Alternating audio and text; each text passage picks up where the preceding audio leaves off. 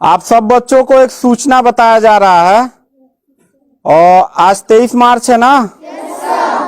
तो भारत सरकार का तुगलकी फरमान जारी हुआ है कि आप सब बच्चों का विद्यालय फिर बंद किया जा रहा है क्योंकि कोरोना बढ़ रहा है। शांत रहिए कि आपका विद्यालय आज से 31 मार्च तक विद्यालय बंद रहेगा, ठीक है। और आप सब लोगों को बताना चाहेंगे कि यही काम पिछले साल भी हुआ था कि एक हफ्ते के लिए लॉकडाउन किया जाएगा जब आपका एनुअल एग्जाम चल रहा था, और तब से लेके पूरा साल जो था वो विद्यालय बंद हो गया, जिससे आपकी पढ़ाई बहुत ज्यादा नुकसान हुआ। और इस साल जब विद्यालय खुला, आपने किताब कॉपी अपना सारा व्यवस्था कर लिया, तब हमारे तुगलकी फरमान जो हमारे सरकार हैं वो अब आदेश कर दिए कि अब फिर जो है कि ये विद्यालय फिर बंद होगा। माननीय योगी आदित्यनाथ महाराज जी, मैं आपसे पूछना चाहता हूं कि आप बच्चों के भविष्य के साथ और जो प्राइवेट अध्यापक विद्यालय में पढ़ा के अपनी रोजी रोटी कमा खा रहे हैं, उनके पेट पे लात क्यों मार रहे हैं? इन बच्चों के भविष्य के साथ खिलवाड़ क्यों कर रहे हैं? ठीक है, कोरोना अगर बढ़ रहा है, विद्यालय बंद था, पूरे साल में किसी एक अध्यापक ने, किसी एक प्रबंधक ने कभी भी विद्यालय खोलने के लिए कोई धरना प्रदर्शन नहीं किया और हम लोगों ने पूरा सपोर्ट किया। लेकिन बीच में अगर कोरोना फैल रहा है तो मैं आपसे पूछना चाहूंगा कि जब गोरखपुर महोत्सव आप करा रहे थे तब कोरोना फैल नहीं रहा था। जब आप आके यहाँ पे इलाहाबाद के प्रयागराज में कुंभ का मेला लगवा रहे थे तब कोरोना नहीं फैल रहा था, जहां पे करोड़ों लोग स्नान करने गए। और अभी हरिद्वार में महाकुंभ का आयोजन आप करवा रहे हैं तब कोरोना नहीं फैल रहा है। बिहार में चुनाव हो रहा है तब कोरोना नहीं फैल रहा है। और विद्यालय जो बच्चों का सबसे देश की रीढ़ की हड्डी होते हैं, जिनकी बुनियादी शिक्षा, प्रारंभिक शिक्षा आप बिल्कुल बर्बाद कर दिए हैं पिछले 2 साल से, और अब जाके फिर लॉकडाउन आप लगा रहे हैं। तो आपसे पूछना चाहेंगे कि बच्चों के भविष्य के साथ आप मैच क्यों खेल रहे हैं? ये जितने भी बच्चे हैं, अगर 1 मार्च आप 1 अप्रैल बोले हैं, 1 अप्रैल तक अगर विद्यालय नहीं खुला तो इन सारे बच्चों को लेके मैं रोड पे बैठ जाऊंगा। ये मैं आपको खुला चैलेंज कर रहा हूं, क्योंकि बात सिर्फ मेरे तक का नहीं है, इन सारे बच्चों का भविष्य है।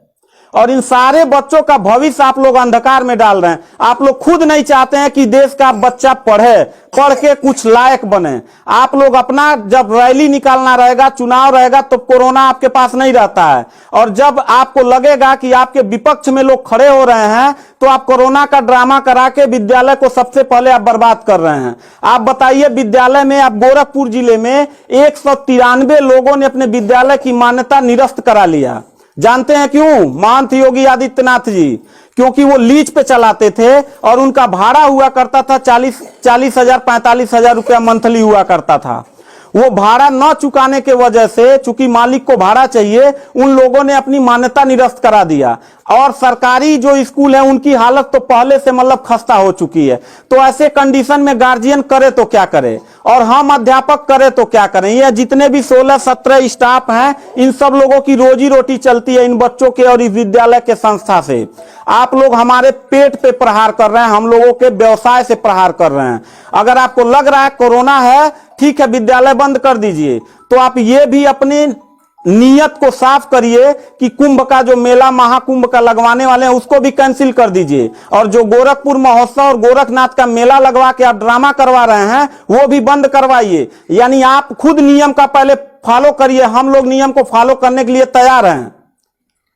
अगर लास्ट में जाते जाते यही कहेंगे, इन बच्चों को, चेहरों को देखिए, इनके माता पिता ने सारे बच्चों का, किनका मोबाइल बज रहा है, साइलेंट कर लीजिएगा सर। इन सब बच्चों के माता पिता ने, बच्चों कितने लोगों ने आप किताब कॉपी अपना सारा कंप्लीट कर लिए हो? पता है, एक एक बच्चों की किताब कॉपी 2-2 हजार रुपए की आती है। आप फिर लॉकडाउन लगा दिए, इनकी पूरी पढ़ाई बर्बाद हो गई। अब यानी आपने 1 हफ्ते का लगाया है, आपकी नीयत पे तो मुझे 100% विश्वास है ही नहीं है कि आप करोगे क्या।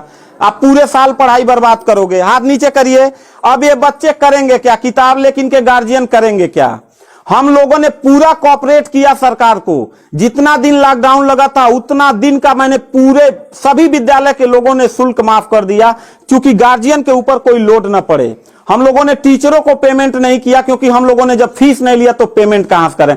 हम लोगों ने पूरा सरकार का साथ दिया, जितना हो सकता था सब लोगों ने साथ दिया।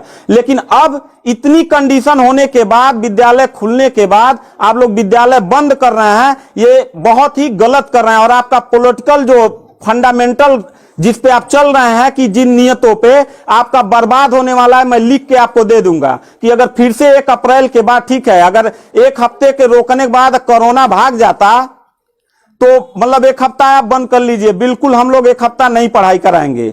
लेकिन अगर फिर साल भर का ड्रामा आपने किया तो निश्चित तौर पे याद रखिएगा कि तानाशाही उतना ही अच्छा लगता है जितना तानाशाह के अंत होने का समय ज्यादा दूर हो, और आपका समय बिल्कुल नजदीक आ गया है। तो मैं उम्मीद करता हूं कि आप ये काम बिल्कुल मत करिएगा। 1 अप्रैल के बाद अगर विद्यालय फिर से आप बढ़ाएंगे तो इन सब चेहरों को देख लीजिए, और इनके गार्जियन को लेके, अपने पूरे स्टाफ को लेके, जिले से लेके मैं प्रदेश लेवल तक धरने पे बैठूंगा। इस बात को याद रखिएगा, क्योंकि सवाल यहां सिर्फ मेरे रोजगार का नहीं है, मेरे जितने सहपाठी और जितने मेरे कर्मचारी लोग हैं और इन बच्चों के पढ़ाई का भविष्य का सवाल है।